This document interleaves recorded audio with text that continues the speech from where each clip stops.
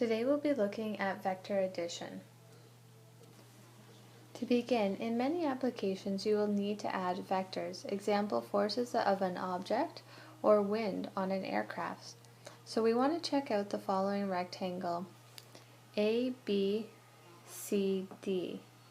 Okay, so in this triangle, to get from A to C, you can go from A to B and then B to C.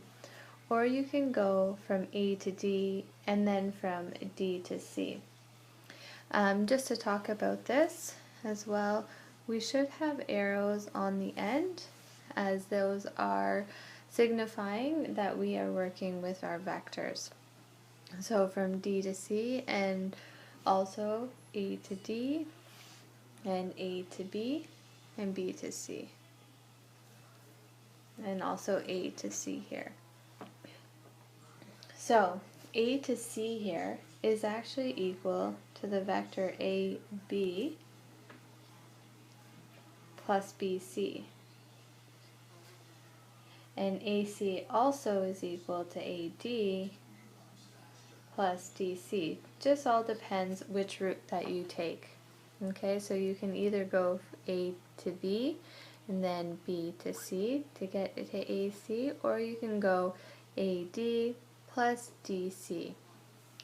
So the triangle law of vector addition, and to find the sum of two vectors u and v, using the triangle law of vector addition, we want to draw the two vectors. This should read from tail to tip. The sum u plus v, or resultant, is the vector from the tail of the first to the head of the second. So also we can refer to head as tip, which is what we will be referring to. The order in which we add vectors is tail to tip. So if the vectors are added in the opposite order, the result is the same. So this demonstrates that vectors satisfy the commutative law of addition.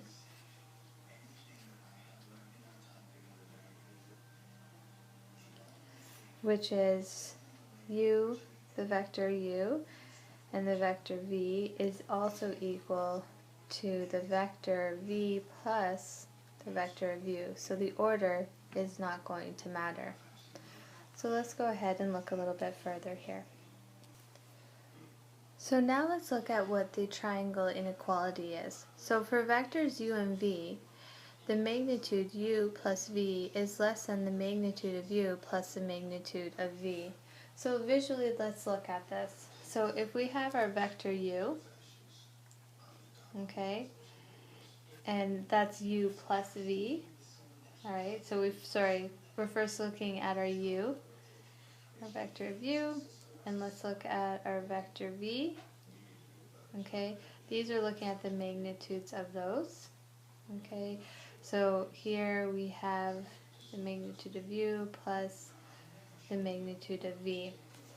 And then if we look at it compared to, this will be our u here, and our v.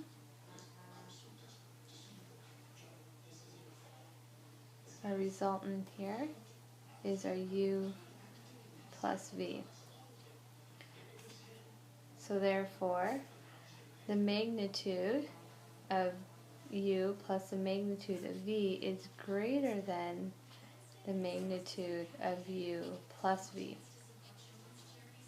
So that's just what the triangle inequality is stating. So combining the two triangles of the triangle law in one diagram, a parallelogram is formed. Parallelogram law of vector addition. So what this states is to find the sum of two vectors using the parallelogram law of vector addition. Draw the two vectors tail to tail. Complete the parallelogram with these vectors as sides. The sum u plus v is the diagonal of the parallelogram from the point where the tails are joined and the point where the heads meet, or the tips meet.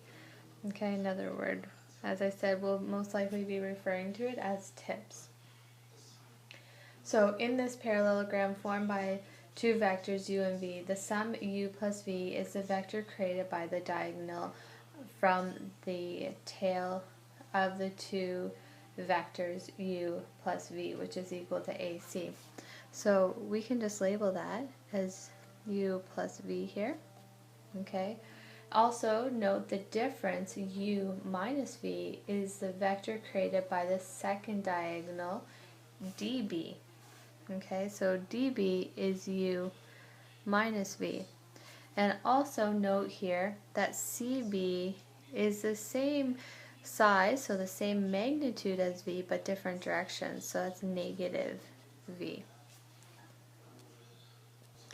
In our first example here, given the three vectors a, b, and c, we want to sketch a plus b plus c, a minus b plus c, and b minus c minus a.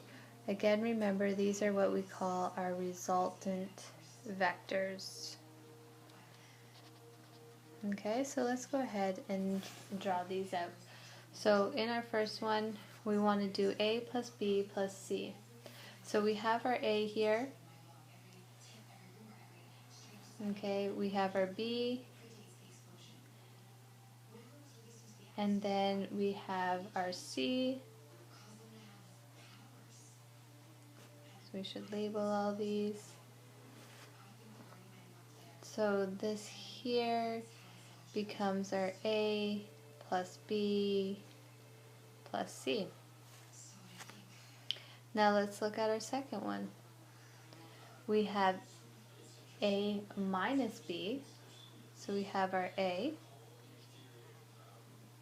When it's minus b, it just means it's going in the opposite direction.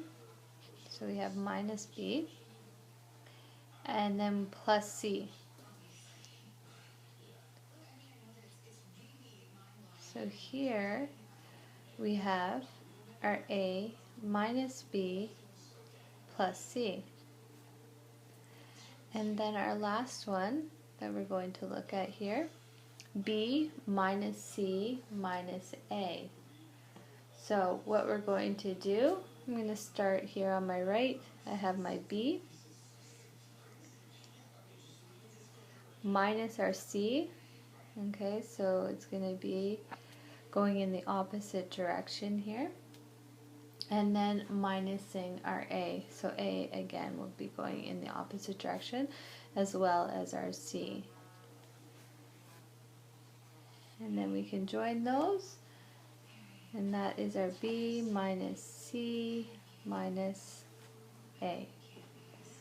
So now let's discuss the zero vector.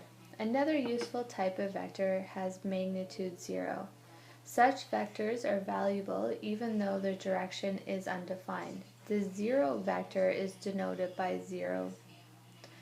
An observation that comes directly from the triangle law of addition is that when two opposite vectors are added, the resultant is a zero vector. This means that the combined effect of a vector and its opposite is the zero vector. So in symbols, if we add AB plus BA, this will be equal to 0. Okay, so now we can look a little bit further when we're talking about some angles and what happens when we form our vectors together. So the angle between two vectors is the angle which is less than or equal to 180 degrees formed when the vectors are placed tail to tail. So that is starting at the same points. So let's look at example 2 here.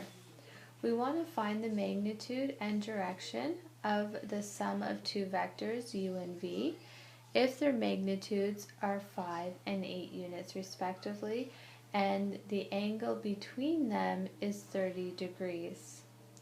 So what we're going to do here is we have our vector u, which is going to be 5, okay, and we're going to add that to our vector v, okay, which we know is 8. And we know also that the angle formed between them is 30 degrees.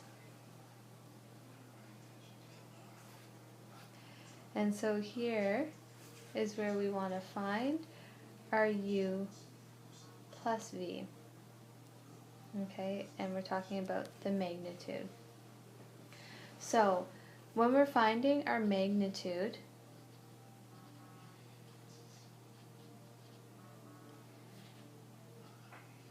we are going to actually use our cosine law. So we have the magnitude of u plus v squared equals the magnitude of u squared plus the magnitude of v squared minus 2 u times v, the magnitudes of both, cos, and in this case here, we're actually going to use an angle of 150. Okay, and the reason that we're going to do that is because the way the question actually was set up, it doesn't say it properly.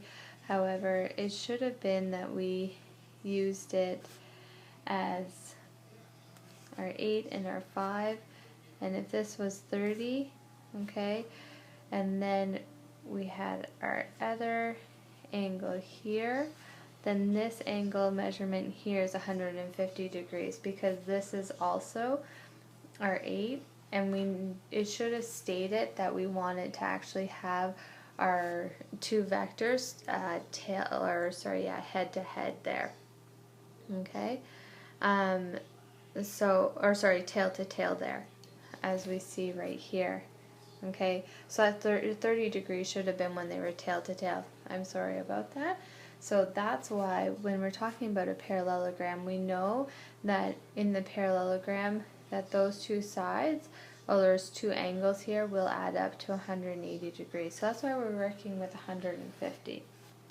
So now let's move along here, okay, and solve for our u plus v. So we have 5 squared plus 8 squared minus 2 times 5 times 8 cos 150. And when we calculate this all out, we're going to get 12.6 units. Okay, so that's our magnitude, so that's our size. But we also need to look at what our direction is. So when we're looking at our direction, we're actually going to use our sine law. So we're going to do sine theta over 5 is equal, because here we now know this diagonal, which is 12.6 from our magnitude, is equal to our sine 150 over our 12.6. So sine theta is equal to 0.1984, and theta therefore is equal to 11.4 degrees. So therefore, the magnitude of u plus v, has a magnitude of 12.6 units and makes an angle of 11.4 degrees with v. So example 3, in the rectangular box shown below, or shown to our side here, the vector OA is equal to A, so let's label that. Okay, and the vector OB is equal to B, and the vector OD is equal to C. So we want to express each of the following vectors in terms of A, B, and C. So we need to look at each of the vectors given and decide, well, how can I represent that using A, B, and C? So let's look at our first example here. We have the vector BC, okay, which is below back here. So here we know that BC is actually the same magnitude as OA, and it's going in the same direction. So this is equal to OA, and OA we know is equal to A. Now let's look at OE. So with OE, I'm starting at O, and I want to get to E. So how can I do that? What route can I take? Well, I can go from O to A, and then A to E. So I'm going to take OA plus AE. Well, OA, okay, we know is just going to be A. And AE, we know is the same as OD. And OD is actually just equal to C. Now our third one here, we want to see how can we get from F to A. So to get from F to A, we can actually do two different routes. We could actually go from FE to EA, or we could go FC to CA. So let's look at our second one there. Again, it's not going to matter. So we're going to take FC plus CA. So FC, okay, is actually the same as OD in magnitude, but the direction is different. So that's actually equal to negative OD plus CA is the same magnitude as our OB, but different directions. So again, it's going to be plus negative OB, which will be equal to negative C minus B. Now our last one here, we want to get from C to D. Again, there are a couple different routes that we could take here. The route I decided to take was from CB. Okay, so I took CB, and then from B I went to BG, and then I went GD. So CB here, as you notice, is the same as OA, but just in different directions. So same magnitude, different directions. So that's going to be negative OA. And then BG is the same magnitude and same direction as OD. So plus OD. And then GD, okay, is the same magnitude as OB, but it's in the opposite direction, so negative OB. So this is be equal to negative A plus C minus B. Now we're going to use that same rectangular that we used above for example 4, so I'm just going to erase what we have here just so we can see it a little bit better. Okay. So we want to use the rectangular box above to give a single vector equivalent for each of the following. So instead of only given one and expanding, we're actually given a couple, and what we're doing is reducing. So here we're looking at, okay, so BC to CA. So I'm starting at B, and my end point is A. So what that's just going to be equal to is BC.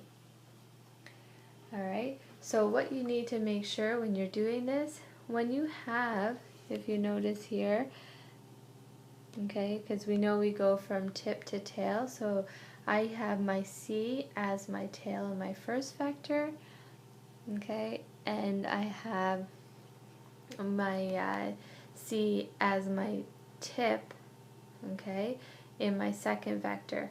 So I know we're actually going from B to A. So you can add those together. Now let's look at our next one. So what I want to do is you want to try to make it so that you have your tip and tails that match, and then you can add them together really easily. So here I have CF. So how could I add something instead of negative EF? I'm going to add FE, all right, plus our CB, all right. So what that's happening here, I'm going from C to F, all right. So you're going C to F, and then you're minusing E to F, all right. So what I'm going to get there is C E, because now I'm adding it to FE, plus our CB. So now looking at this, if you look at your C and your B, so I'm just going to erase that so we can see it a little bit better again. So from our C to our B, that's the same magnitude and same direction as ED. So I can have CE plus ED. So therefore I'm going to have CD. And our last one, we have CA minus DO plus DG minus AE. So what our first step is, if I were to change this one here, the negative DO to plus OD, I'm actually going to be able to add those two middle terms, so, or two middle vectors. So plus OD plus DG minus AE. So this will be equal to CA plus OG minus AE. So now what I'm going to do, if you notice here, our OG, okay, OG is the same as saying AF. Remember, we want to try to have the tip and tail to be the same letter, okay? Because when they're the same letter, then you know that you can actually add those together because the tip and tail are together. So we have CA plus AF. And we're also going to add EA. Okay, we don't want to subtract, we want to add. Remember, this is addition. So now we have CF plus EA. So now EA, as you can see here, going from E to A. Well, what if we wanted to go from F to something and it be the same magnitude and direction as our EA? Well, then we can go from F to C, and that's going to help us out because our tail of our first vector here is F. So this is going to be equal to CF plus FC, which is just equal to CC, which is actually our zero vector. Example 5. A search and rescue aircraft traveling at a speed of 240 kilometers per hour starts out at a heading of south 20 degrees west. After traveling for an hour and a half, it turns to a heading of south 7 degrees east and continues for another 2 hours before returning to the base. So, what we're going to start off with, okay, remember this is our compass. We have north, east, south, west. Okay, so when we're talking about our directions and we're using south and west and north and east and whatever the case might be, we need to remember to use our compass. So it tells me here that a search and rescue aircraft starts out at heading south 20 degrees west. So we go south and we go west. Okay, so this here, okay, is 20 degrees.